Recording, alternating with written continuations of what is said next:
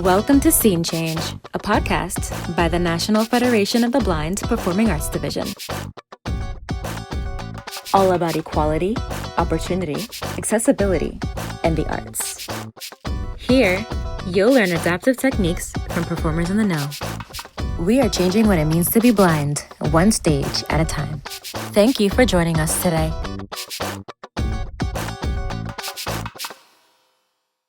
Hello, everybody, and welcome to Scene Change. I'm your host, Lizzy Muhammad Park, and today we've got an awesome episode for you. So, if you've been listening to the show, you know that we love a theme around here. What does that mean? That it's February. So we have another Valentine's Day episode just for you and whoever else is listening. Today, we have co-hosts of the It Goes Down in the DM podcast, and they are co-hosts in real life as well. Let's welcome to the show, Danny and Michelle. Hey guys, welcome to the show. Hey, that was an amazing intro. Thank you. I know. I feel so honored now. You should. We're honored to have you. Let's start off with some intros. It can be really informal, really fun. Just who are you? What do you like to do for fun? Whatever you want to share with our audience. You know, Izzy, can we make it a little funner? Like a little more fun? A little funner. Yeah, the judgy. And can we intro each other? Ooh, I love that. Yes, please do. All right, honey, can I go first? Yes. Oh, this is going to be fantastic. Okay.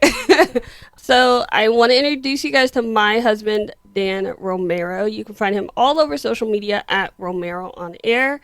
He's a podcaster and a radio personality, and he also works for the state of Ohio. So he does have a 9 to 5, but the best way to catch him is during the week from 7 p.m. until some time in the evening when I go to sleep on TNN Country Radio. You can catch him on the weekends on one of my favorite stations, Eagle Online Radio, and that's 80s and 90s, and it caters to my old soul. Aside from It Goes Down in the DM, which is our podcast about love, intimacy, and relationships, he's working on a new radio podcast, and you guys will hear more about that if you follow him on TikTok at The Blind Radio Guy. Did I miss anything? No, I think that's fantastic. I think you nailed it. I love that. Well, meet my wife, Michelle, author M.L. Farrell, who has a book out in Amazon Kindle store, and you can also order a copy, a paperback copy as well. The audio book version coming this year. And we're really excited. It's called What is it called? How Much Can I See, right? Wow. It's called How Much Can I See? A Novel in Essays, Volume 1. And that's her first book, and she's also putting out another book very soon of poems that she wrote to add to her How Much Can I See? Can I call it a trilogy? Can I call it a story? Call it a series or collection. I love what she's doing. She's also the social media queen of It Goes Down in the DM and everything we do. She's also running her own Facebook group under her book title that has a bunch of affirmations and a bunch of things to get you inspired to love yourself every day. She also runs all of her pages as well as a new Facebook group that she's working on for blind and visually impaired women on fashion and being able to team up with blindness organizations who are diving into fashion and allowing for people to have the opportunity to get help with their fashion by sighted volunteers. And that's called See My Style, and that's going to be launching very, very soon. And so she is doing a lot of things herself. She's incredible. So that's my wife. Whoa, you guys are... I don't even know where to start. You've got the combination, and like it just kept going on for both of you. I'm like, listen, combination of creativity in this Zoom room right now is just, it's crazy. So we're gonna have some good conversation. So I have to ask first, just like I have to, if I don't ask, it's gonna get, really bother me. So what is the book about? So, How Much Can I See? A Novel in Essays follows Maya Ferris, who is a 30-year-old woman and she's reflecting on her life. It's based on my own story as an African American woman who's also blind, who is also a cancer survivor. And I dive into um, what cancer was like growing up in the hospital and how it affected me and how it affected my family. And so there's some fictional aspects with the names, but all of the things that have happened in the story have happened to me. So it gets very personal and very Mm, intimate. But one of the biggest things I try to let people know is regardless of what you've gone through in life, there are no heroes and there are no villains. There are people who have roles, and sometimes those roles are good and sometimes those roles are bad, but always you will learn something. yeah, for sure. Everyone has something to teach you. That's so true. And then let me see. And the fashion situation. Now that is something that just I love fashion. So and we had a blind model on a couple of months ago. So we may need to have the two of you on together because that would be interesting. But what inspired you to start the fashion group on Facebook? So, See My Style, I was actually inspired by our good friend Shane's wife, Precious, The who, one and only. yes, and The star herself. yes, that girl, I fangirl about my little sister all the time. Um, but being a partial, she and I talk fashion a lot, and she comes to me and she'll ask me, like, Michelle, what do you think about the way this looks? And I tell people, like, I'm losing vision too. I have to go to other people now to ask about Yeah, fashion. So yeah, let me create a network of people who are available to answer those questions. But I also wanted the there are so many people out here who are blind and visually impaired who genuinely are told regularly, like, you're blind, it shouldn't matter what you look like or what you're wearing. And I'm like, no, my mm-mm. wardrobe is my armor. And I want to create a space not only where women can be strengthened knowing that they're picking their own armor, but a place to acknowledge the blind and visually impaired women who are out here supporting that. Like Blind Delights, getting into skincare. My friend Lakeisha, she does Color Street, which is nails and hand care. Like there are so many women who deserve to be recognized, and I just wanted to create a space for that. Yeah, for sure. And I think that looking good goes a long way toward feeling good too. And we're all about female empowerment, blind empowerment, um, here on this show. So thank you for bringing that. I had to ask. It was just going to bother me the whole time. But let's jump right into it. For our listeners who don't know about Down in the DM, could you tell us what is the podcast? Like, what is it's a relationship podcast, right? But are you all? Is it the two of you talking to each other? Are you interviewing people? What's the format? So I wanted to gather all the expertise that I've had in radio and be able to produce something that was a little more real, and it wasn't just me trying to play up the radio guy.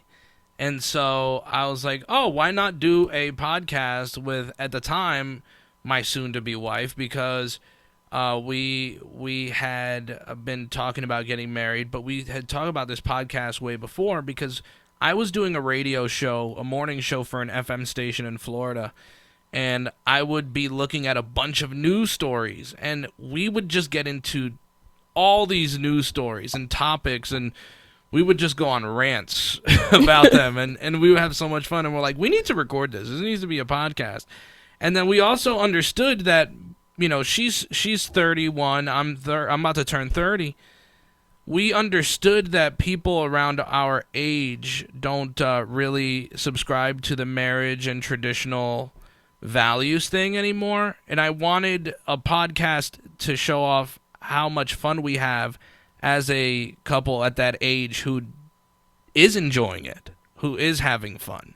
And so the idea of the podcast is discovering what love looks like for you. And we also have a bunch of other things that we do. We play games on there. We love to play games and bring people together, have couples go head to head on a game called Name That. Well, we call it That's My Jam, but it's our version of Name That Tune. So we play games. We have like around the room conversations. It's jam packed with a lot of stuff. Yeah, you know, to get really down deep into it, Dan and I also somehow ended up as the go to people for advice about everything. And so the actual concept came because a lot of people were coming to me to ask me for advice. So we would use Clubhouse and I would host what I call Dear Michelle rooms. And at the time, Danny was just my male companion to give advice from the men's perspective.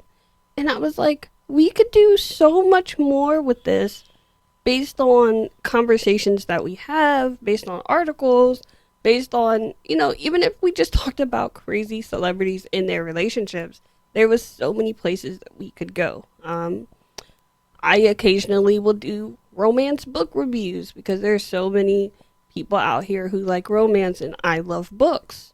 We have unpopular opinions. We are going to be doing a dating game this year called Who's Your Musical Match. We're going to be introducing a game that we are really excited about called For the Love of Lyrics. And then we also do Would You Rathers. We utilize TikToks. I mean, so much goes into the planning and preparation into the podcast. And then we also managed to, because of Danny's radio connections and his history, he was like, we can clean this up and put it on radio. So that station that he was doing out in Florida, it goes down the DM was on every Saturday night. And so then we started marketing it as It Goes Down in the DM. It's the podcast that made it to radio. So then that's when we really started bringing our friends on and letting people know, like, these are the people that we know behind the scenes. And then we got welcomed onto the Venom family, and we were able to start introducing our musical tastes. And Venom FM is an online radio network run by our very own Shane here. So, it's always wonderful to not only be working with a friend, but bring, my talents and everything that I've been able to gain to a network that my friend runs as well. So I'm telling you, we do a lot. There's so much that happens here. Yeah, now it's just this 100%. phenomena where people will randomly text us and they'll be like, here's an idea for the show. And so we'll play TikToks and be like, this TikTok was sent to us by, Yeah. so we have and people so. constantly sending us things now, and the numbers of the podcast have gone up. I mean, just so high, and so we're so thankful that just a little over a year, and our podcast has been doing very, very well. It's just blown up is what it seems like to me. But I mean, listener interaction is so important when you're running podcasts. But it seems to me like you guys have been able to get really good interaction because you started with good intentions. I mean, I love the quote that was said, what does love look like for you? That's important. You're being very inclusive and really caring about your community. So of course, they pass it along. They give, new ideas, all these different things. So, just kudos to you all for being so well connected with your listeners who, I mean, honestly, it sounds like you guys have a bit of a down in the DMs family over there. So, but I heard you say, Danny, that you do around the room. And I know that phrase from listening to my favorite morning show. And when I was stalking you, clearly, to prepare for this show, because I have to stalk everyone, right? I heard that you were on Elvis Duran and you were the resident blind guy. So It sure was. so please do just tell our listeners a little bit about that, because I'm sure that I'm not the only Elvis Duran fan here. Yeah, so I was a kid. I grew up listening to Elvis Duran when he was just a New York show. I found the station when I was 7 years old, and so I was listening to Elvis since I was 7, and it was just like my dream to always meet the show. And so in 2011, I was about to make it on the air, but didn't get to make it on the air for that specific conversation. And at the time, the phone producer, who's a good friend of mine, had said, "Hey, I'm gonna take your phone number down so that if there's ever some topics about blindness that comes up on the show, I'll have, we'll give you a call." I was like, okay. And so they did a couple weeks later. About at the time, Twitter, you used to do hashtag FF, right, for Follow Friday, and you would tag people that you cared about.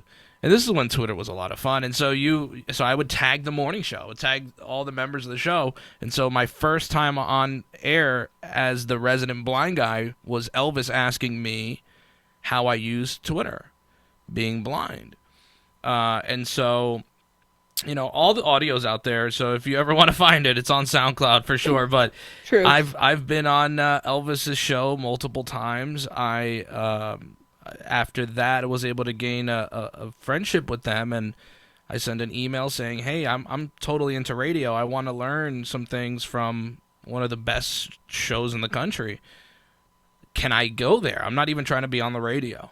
And I went there, and I don't know, Elvis just saw it in me, I guess, and he put me on the air, and I'm so grateful for that, because my God, that's like a dream come true. I always say, like, the 10-year-old me would be screaming right now. And I do want to say too, I married someone who's truly, truly talented. Like, I never wanted to be on a mic and do a podcast and listen to myself talk and try to be funny.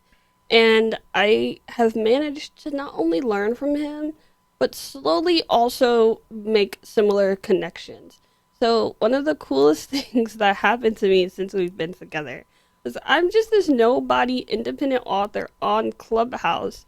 And when Shane was interviewing me last year. Thanks, Shane, by the way. And Scary Jones came in and listened to my entire interview, and I lost it. Like, I lost it, and I know that happened because of who my husband is. Like, Scary Jones doesn't care about some nobody independent author's books, but my husband really was promoting, like, my wife's doing an interview on Clubhouse, come listen, and he came and listened, and Wendy Wild retweets me regularly now, and I get really excited about it, and Aubrey O'Day tweets me back, and, like, these things happened because of who my husband is, and I'm not disillusioned about that. Like, I know that I would have never, or if I did connect with those people, it would have taken a lot of time. At the same time, I mean, listen, it takes a great woman to find a great man too. So, you got to give yourself some props there, no doubt. I know you are, Yeah, because I see you. you know what I Yeah. mean? I mean, listen. Yeah. I told you we're both all about the female empowerment, and I know you are too. I But let's get support into that, yeah. a little deeper into the relationship side, because that's what your podcast is all about. So, were you all in a relationship when you started the podcast, like when you started the show, or was it that you started the show and then you were like, wait, there's a spark? No, we were in a relationship already. Yeah, we Oh, I we had see. been together for a few months, and we had actually been living together for almost 2 months, or for a little over 2 months when our first episode came out. Um, but we had been together by that time for probably around 6 months, a little less than 6 months. We really Wow. took our time, and when we got into a relationship, we both kind of knew.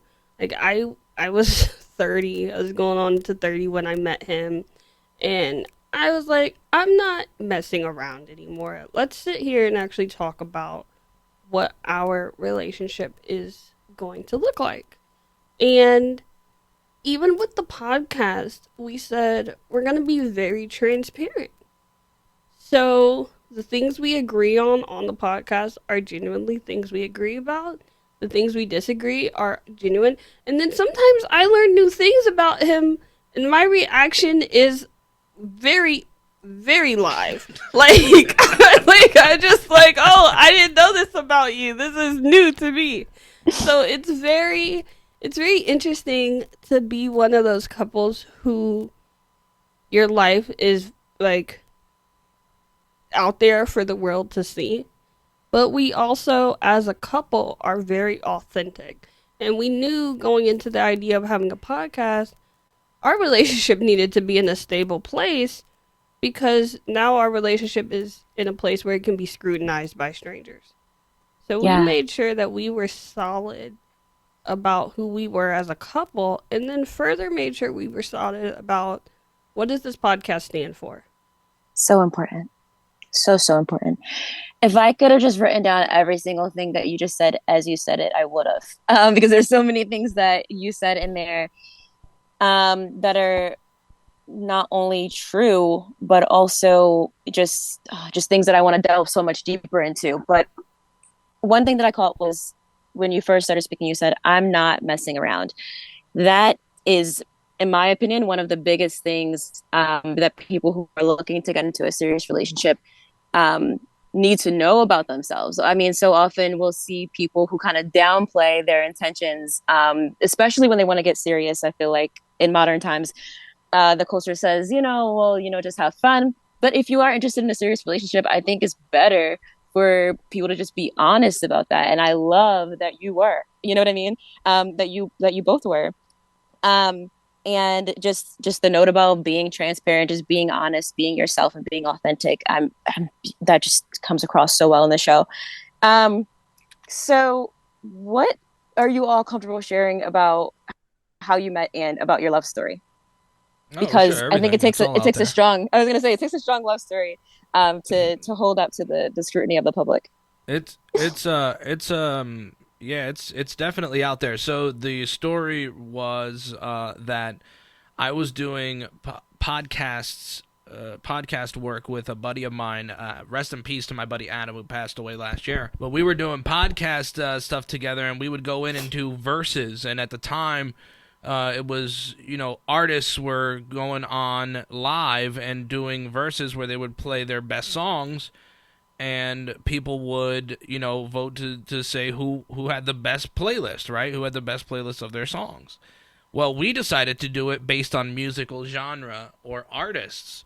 And so we did like Disney, we did movie soundtracks, all this stuff. And Michelle was coming into the rooms. Now, I love her story because she likes to tell people I didn't like her. That's always a good one. Did it. But, I've always been kind of Standoffish is the word he's looking for. Yeah, more so the standoffish type, because I never like to give anybody the wrong vibe ever. Like, that hasn't ever been me, and so I just avoid that. And so to her, my standoffishness was I didn't like her, but I asked who the f is this, in a room one day, and she told me who she was, and you can go on pick it up from there. Yes. So Because that's always good. So keep in mind, this isn't the first time I had been in a room with him. This is the first time he was acknowledging my presence, and so it's like you could tell that he was like drinking. It was the middle of the night after their Saturday live show, and I was like, he is not a nice man. Like, and I was like, yo, why don't you like me? Like what is going on? And he's like, I don't dislike you. And I was like, I'm in rooms with you all the time, and the first time you speak to me is disrespectful, and I'm not for it. And he goes, catch me off Clubhouse and we'll see. Like, that was what I got like with the ellipsis and everything. And I was like, all right, we'll see. I went and re-downloaded Twitter and like found him to follow him on Twitter because he wasn't active on any of his other social media profiles. And I found out that, he had just gone through a breakup and stuff. So I was like, I'm gonna give him some time. So then I actually did reach out to him. I slid into his DMs. And I was like, if I'm gonna be coming around you on Clubhouse, even if you're gonna be mean to me, I'm gonna take it. Like, obviously you are going through something. And he wasn't disrespectful, don't get me wrong, but you could just really tell he wasn't an easy person to get to know. I know what you mean. I felt like he was worth it. Like, I asked around about him, and I'm very new to the blind community, so it was such a mixed bag of, like, some people were like, oh yeah, he's amazing, and other people were like, I wouldn't spit on him if he was on fire. And so I just kind of had to decide on my own. And so we texted back and forth for a while. We messaged on on Twitter. And then one day in the clubhouse room, I was like, I'm going to call you. I'm going to hit you up. You're not going to keep treating me like this. And he is so dismissive. He'd be like, all right, Michelle, sweetheart, what's your vote? Skip right over me like I didn't matter. All right, Marissa, sweetheart, what's your vote? And I'm like, oh no, you'll not be sweethearting me and making me not matter. So I finally got him at a time where he wasn't busy, and our first conversation lasted for 6 hours, and then we just never really stopped talking. He did have a Wow. period of time where he got really dumb and thought he didn't need me, but he's since learned. That's No, right.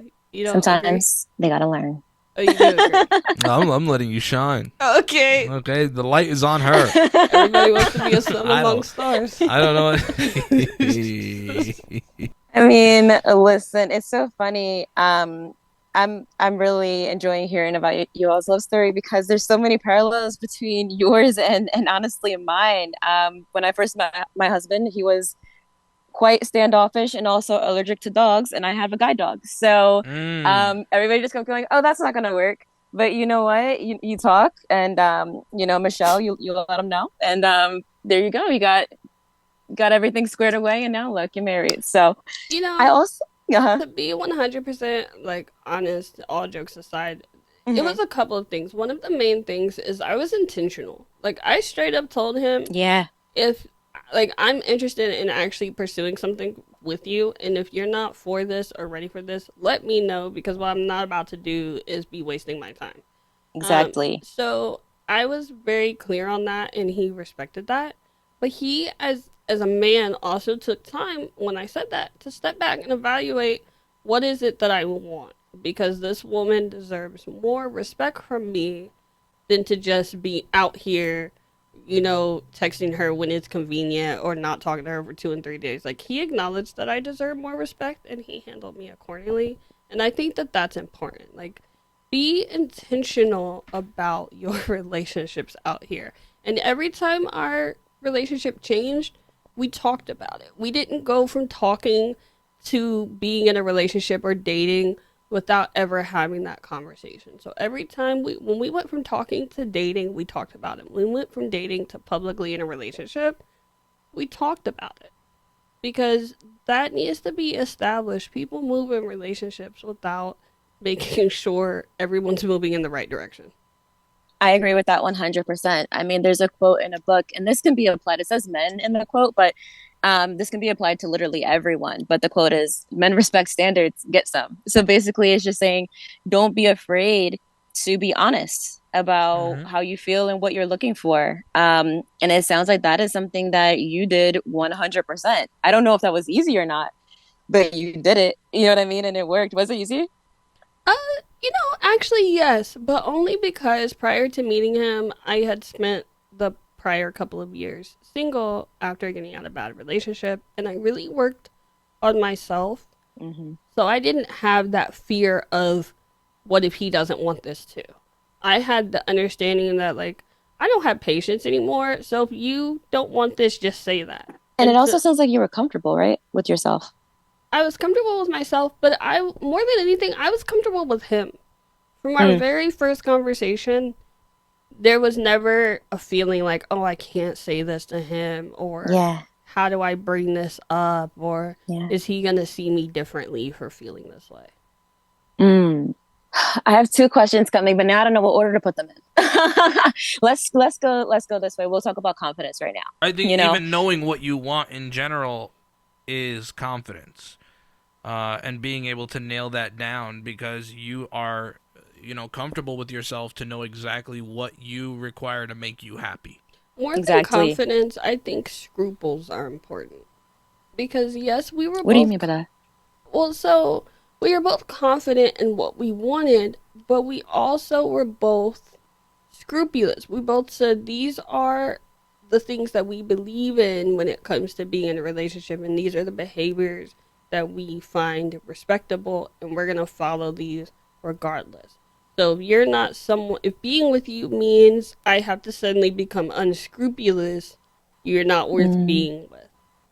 and mm, and for me that was something like knowing I have a partner who's gonna stick by his scruples no matter what is a big deal to me because it means that at the end of the day, our relationship and our foundation is the most important because that's something that you stand on.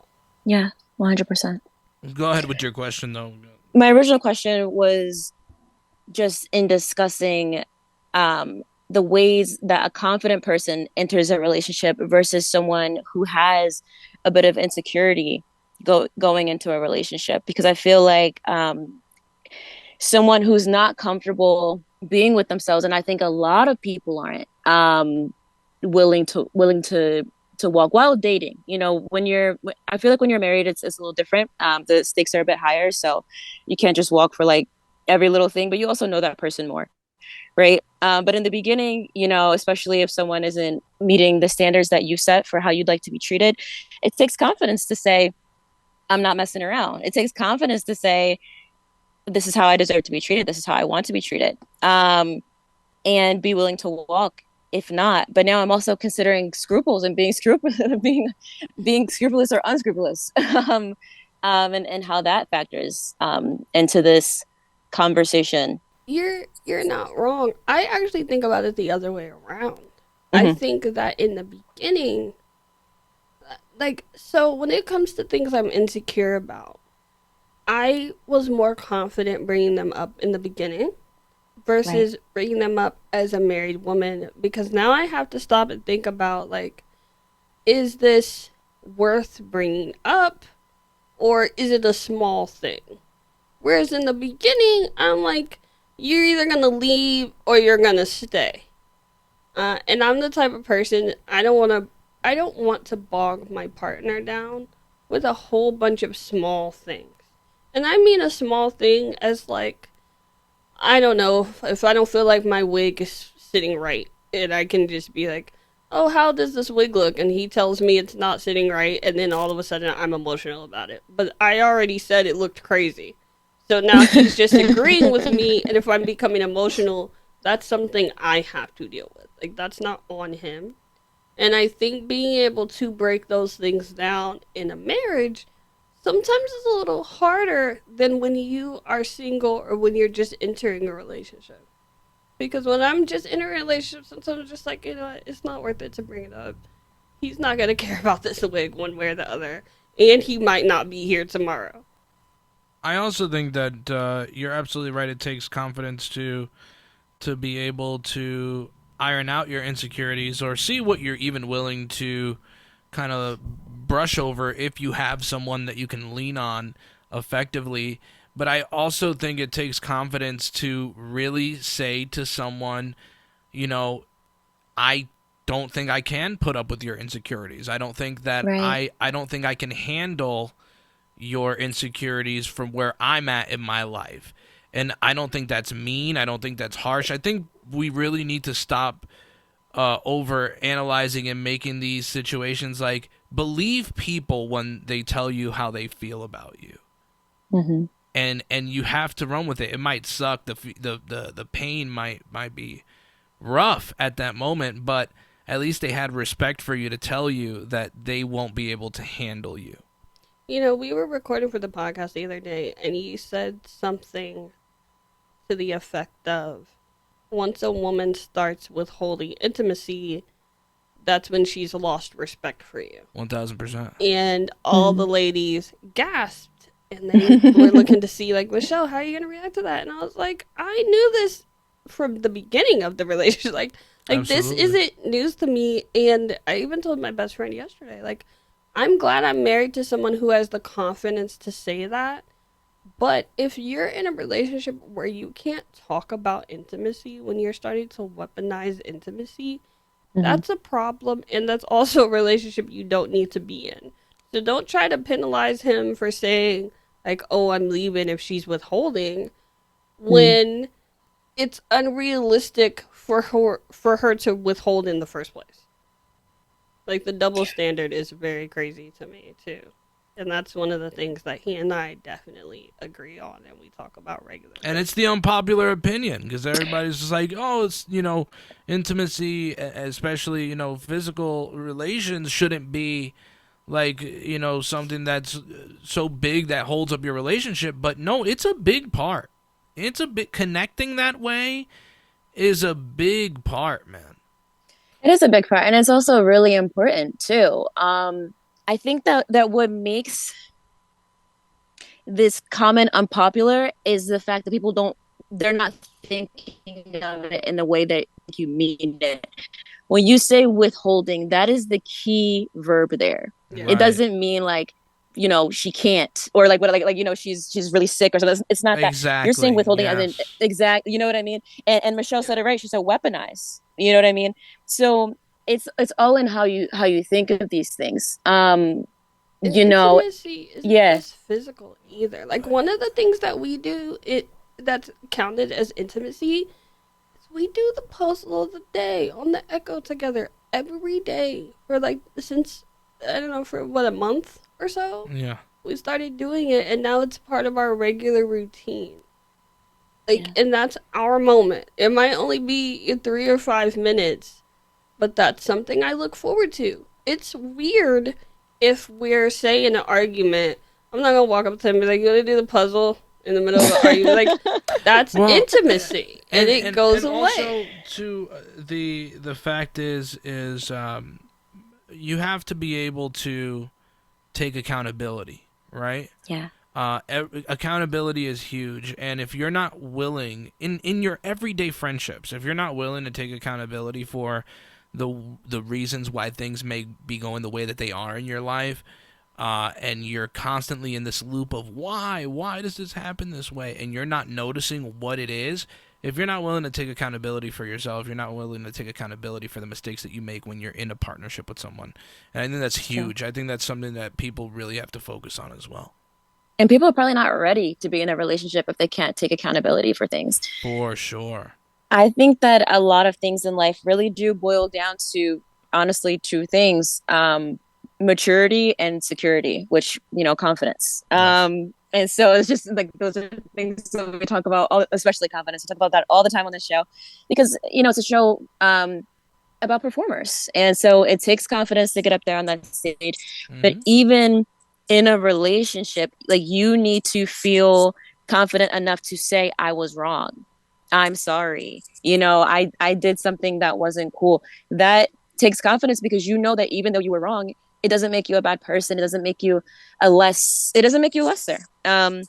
It's okay. Everybody's wrong sometimes. Yeah, and even if you're Yeah, not wrong, right? Like even if you're not fully wrong, even if you know that you did something right and it still upset them, right. like how much is it worth to you for the relationship to go downhill for you to Mm, beat that dead horse, right? Like you got to pick and choose your battles, and that's for in sure. everything. That's in when you're maybe negotiating or fighting for something in your career, or you're dealing with your partnership. I One thing I wanted to come back to is the word weaponize, and I think that it's such an important word that we really need to use more because it's what happened to me in a lot of my relationships. It was, well, I'm not happy with you, so I'm going to take away my displays of affection for you. And I'm not talking about Mm, public. I'm just saying that typical physical reassurance that you would give me, now you're not going to give that to me because you're upset. When, hey, I might need that for reassurance. We don't have to be right. getting along right now, but hey, just give me a hug. Let me know everything is cool, and you can go to the other side of the house. I'm glad that you brought that up. So one of the things that leads into that's really big for our relationship for us both is we ask each other. We regularly will check in and just go, "Hey, honey, are we okay? Like, are you okay today? And are we okay today? Is there anything that you want to say that's an issue? Let's talk about it." Mm, And we check in like that regularly. And it's just become such a like it's so regular that when it doesn't happen, I'm like, "Yo, are we good? Why you didn't ask me? You haven't asked me in a few days if we're okay. Are you not okay? Are you the problem today?" But I have come to look forward to that. Even when we're okay, just knowing I'm with someone who still cares enough to ask is such a big deal. And then we also remind each other regularly in very indirect ways what attracts each other. Like, one of the things that really attracted me to Danny was his personality, and he's so funny. So sometimes when across the house and I hear him laugh, it just makes me laugh. Like, I just laugh too because he's happy. But my favorite thing is when we're laughing together. And I know that we're not okay when we're not laughing together because there's so much happy energy in this house that our dog loves laughter. Like, we will start laughing and he will come running in from the next room like, "Oh my god, I have to be in the middle of the laughter that's happening because I'm such a happy dog." And that's the energy. I've never had that kind of energy in a relationship. So being with someone who's willing to continue to maintain that is really, really important. You know what this reminds me of? Before I was married, I would always hear people say, marriage is work. And I never knew what they were talking about. Like, it never made, because people, they just say that, but they never explain it. But you just did. It's talking about, the things that attract you. It's remembering what attracted you to that person in the first place. And reminding yourself of that. You know what I mean? Because you really do see each other when you make a commitment, even if it's not marriage. If you just make a commitment that you want to be with this person for the long haul, you really do have to get past, like, you're going to see everything, the good, the bad, the ugly, you know what I mean? So, like, you just have to get past it and you have to maintain the attraction. So I'm really glad to hear that you guys do that and that you guys have these specific ways of checking in with each other. It sounds like really good advice for our listeners. And another thing that I noticed that the two of you do really well is that you share very well. You guys are just sharing the floor, just sharing the mic really, really well. So now getting back to the more technical side of podcasting, how does that feed into podcast prep? I don't do anything. I do a lot of the show prep because one of the things I've seen is he will enter into these projects with other people and then they expect him to do all of the work. Like, find everything we're going to talk about, promote the episode on social media, you know what I mean? Get the Libsyn page going. Like, he has to do everything. So going into the podcast, I didn't want to bring a podcast to him without having an idea of what it was going to look like. And B, I didn't want to bring him something I wasn't prepared to contribute to. So I just continued our love of finding really interesting stories. And then I just started saving them. So every once in a while, I'll send him something directly and we'll just talk about it privately. But for the most part, we have different folders where I just regularly add links to stories and add TikTok videos to watch. And so we set a specific day that we'll record. Sometimes, it'll be one day out of the weekend. And then, of course, we do our live show on Venom.fm on Tuesdays. And sometimes, we'll take some of the audio from that show and we'll repurpose it. And so we can get kind of the live feel of people being around the room and telling their, giving their answers to the questions and the things that we're talking about. So it's a mixture of both. And, sometimes it's got us a lot, like, very prepared. Like, I have 2 episodes already ready to go, fired off, because we've recorded so much content. So essentially we can take off right now if we wanted to. Wow. So you guys are just, yet again, just proving me right that just this balance, it sounds like you each had different strengths and you played to those strengths. And that's what's working so well. In both the relationship and the podcast, it sounds like. Okay, so let's just do some random rapid fire questions. And either of you can answer. Ooh, or you guys could try to race each other because that'll be fun. Okay, who wakes up the earliest? Danny. Me, for sure. Yeah. Who does most of the cooking? Me. Michelle, yeah. Who's more likely to be caught running late? Oh, that's a good one. I got a good one in there. Oh, that's good. Danny. I definitely will be late. It depends on the It depends what we're getting ready for. on the function, though, right? Yeah. Yeah. Because if it's like a work meeting or whatever, I'm there early. But if it's like something with the Literally family, anything else. or like, hey, I need to go do something real quick, nah, I'll wait. No, this is Danny. He's so funny. He'll be like, I'm gonna go get in the shower, and then I'm gonna do this, this, and this, and then I'll be ready to go at 6 o'clock. And it'll be 4:30, and I'll be like, are you still on the computer? What are you doing? Yeah, I thought you I had get to in get the work done. shower. And he'll look at me, I have so much stuff to do. And I'm like, you came in here at 9 in the morning. What did you do? Oh my goodness. Okay, Michelle's favorite food. Oh man, there's so many favorites. Chicken. I want to go chicken. Yeah, definitely chicken Fried and tacos. fried chicken and tacos for sure. It was one of the things so, funnily enough, one of the things we ask each other is like, what's your favorite food? And his is fried chicken and tacos, mine's fried chicken and tacos. And we always joked that's how about, you know. I know, it's perfect. I was like, you're Colombo Rican, and so I love tacos, and I'm African American, you love chicken. We have a balance. It works. Like, that's how we knew it was perfect, is fried chicken and tacos.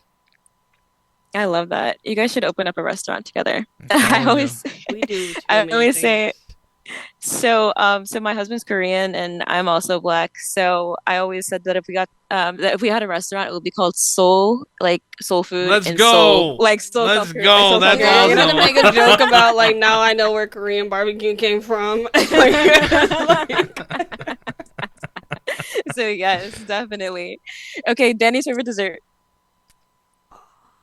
You know, that's tough. He's not really picky, but I had to go with either like a strawberry cheesecake, or he likes these old man cookies that come in this tin that he gets You really, are not. he gets really She does not excited know about about. me. This is so sad. My number one is either carrot cake or coconut cream pie. Oh no, I don't eat those. So like, I don't know. Okay, so I'm you gotta allergic to answer for coconut. me. I answered for what I would For buy. what you felt, Yeah. your feelings, what you would like. Okay. If I gave you the option. I wouldn't eat carrot or coconut, definitely. You said no, hard pass. Okay, and the final question: favorite shared hobby. That's show appropriate.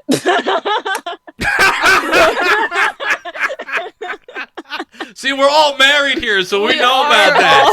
We know about I'm that. sorry, put the disclaimer. Wow, what's a shared hobby? You know, And- he doesn't like doing things with me. So I'm just kidding. Our favorite shared hobby, this is gonna tell you how old and married we are. We love Jeopardy in this house. We will sit down. we and love watching will- game shows we will in this find house. game shows, especially a good trivia game. That's why we like do puzzles and question of the days. And being able to have the gloating, I gloated all day Saturday because we did the puzzle together. And he came up with the answer at like question 3, and I was like, I didn't know you were doing this with me. Still, I'm so glad you're still present for this. And so just the bragging rights of feeling Yes. like I'm the smartest person in the house. Definitely trivia games are great that we do together. I love that. Okay, so my final question, I already know is going to be easy, but I wrote it down, so we'll end this way anyway. In 5 words or less, what's it like working and living together? And what out of 10 do you recommend? So I'll go first because I say nice things about Danny all the time. I will say 0 out of 10. I don't recommend, only because I'm not gonna big up my husband on the podcast. Like, I don't think that was the question. no, that was part of the question. It was the second part. She Oh, did it's the ask second that. part. I just wanted to get that out of the way first because I don't want people searching for my husband. Like, no, he lives here. Real. In 5 words or less, life is amazing. I feel because of her, I'm rejuvenated. Oh, you're so sweet. That would be my 5 words, and then I would say, as far as working, so I would say she's of course, a I would say 8 out of 10 because she is so reliable. Uh, there are some times where I'm just like, oh boy. But most of the time, she's absolutely reliable, and because of her, our social media pages are doing so well. We're seeing high numbers, but I but I honestly, even though that number is it's high because I really believe in her and what she does for the show. But I don't particularly agree with with couples working together. I don't. I normally am against that. Actually, it just worked for us because we knew from the beginning that we wanted to make sure that this podcast, even though it does well for us, that it'll always be second to Mm. what's ever happening. If we have an issue and we might be fighting for a couple days, I never, champion for that, and that it never happens here, and we're very lucky. We've been very lucky thus far, but in the event that something like that does happen, that we take care of it before we even touch the podcast, before we even turn on microphones. Because Mhm. that goes back to the transparency thing about the podcast and making sure that it was. But a lot of people unfortunately can't have that, and it makes sense, right? Like when there's emotions behind something that is business, things can get a little muddy. They can. I'll say the biggest thing that that makes the podcast work is we entered into this agreeing not only that the podcast comes second, but we do not joke about things that we are serious about. So if there's ever something where I'm genuinely upset about it, we don't joke about it. It never comes up as this is a ha ha funny thing. I'm gonna bring it up on the show. We make sure that we Mm. iron that stuff out clearly, and then if it comes up on the podcast, we're still really honest about, how the disagreement played out or whatever. But we make sure not to ever make light of things that one of us feels is big. Goes back to respect. You know what I mean? Just, yeah, respecting each Yep. other's boundaries, feelings about different things. That is so, so good. Um, so before I let you all go, Michelle, do you want to shout out your social media? So you can find me on social media at author ML Farrell. For Instagram specifically, it's at author ML underscore Farrell. Or you can find me at Linktree, linktree.com/author ML Farrell, and all of my links are there. And Jenny, yours? Yeah, at Romero on air for all social media. It's all going to be changing very soon to at Blind Radio Guy. And I'm going to be on TikTok doing radio history of the day. I'm going to be posting clips of my new podcast that I'm going to be launching called the On Air Light Podcast, where I'm going to be able to sit down with a friend of mine in radio and interview major radio personalities from the broadcasting industry. So I'm really excited about that. And I'm also going to be doing a bunch of fun pranks and a bunch of fun blindness related things. So it's going to be fun on there. And that's also going to be Instagram and Facebook too, where you'll be able to find reels and you'll be able to find YouTube shorts as well. So it's going to be pretty active. So Blind Radio Guy with all these projects coming soon. When are you coming on? It goes down the DM. Yeah, you and your Oh, husband got to whenever. come Your on. husband gotta come on. Whenever. Yeah, come on. We would love to talk to you guys. We're friends now. You Yes, gotta yes. come on our podcast. Oh, please, definitely. Don't listen. Don't tempt me. I will be there tomorrow. No, No, don't play with us. Let me tell you, know who does the schedules? Me. Just send me a text. Like, you gotta send me a text message. Well, you have my number. all right. You got my number now, so you hit me up whenever. But Michelle, back to you for the show's social media. So for this show, social media, it's at Down in the DM Pod on Twitter, Facebook, and TikTok. And you can also join the It Goes Down the DM Pod official group. That group gets really out of control. It is not child friendly. For anybody who joins that group, do not bring your kids. Like, just don't bring them there.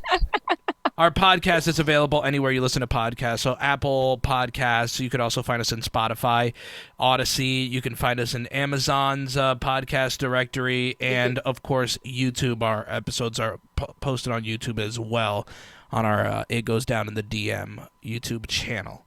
And of course you can find that all over our social media. We always post links to our YouTube.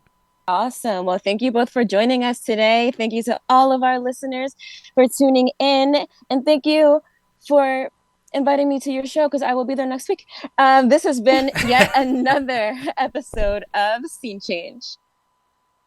I'm Caitlin McIntyre, president of the National Federation of the Blind Performing Arts Division. Thank you so much for listening to this episode of Scene Change. If you like what you heard, be sure to subscribe wherever you get your podcasts and visit our website at nfb-pad.org. There you'll find links to our social media, membership, and resources for blind performers. Thanks to everyone who makes this show happen. Scene Change is produced by Shane Lowe, Joe Schuneman, Precious Perez, Chris Nussbaum, Seyun Choi, and Aaron Jordan, with music by Ryan Strunk and Tom Page. Remember, you can be the performer you want. Blindness is not what holds you back. We'll see you next time.